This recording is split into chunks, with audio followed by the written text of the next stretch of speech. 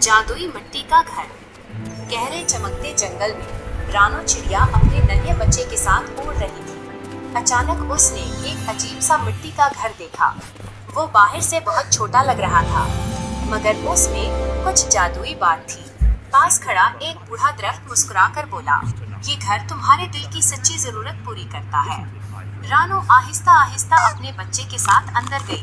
अंदर जाकर उसने देखा कि वहाँ गर्मी, रोशनी, आराम और बहुत सा खाना था। इसी वक्त कालू कौवा ये सब देख रहा था। वो लालच में आकर बोला, अगर मैं ये घर ले जाऊं तो कभी भूखा नहीं रहूंगा। कालू ने जोर लगाकर घर को खींचने की कोशिश की, मगर घर अपनी जगह से हिला भी नहीं।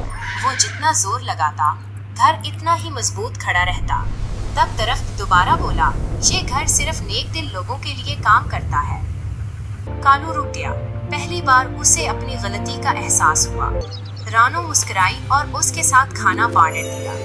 जैसे ही कालू ने चोरी छोड़कर मदद करना शुरू की, घर पहले से ज्यादा रोशन हो गया।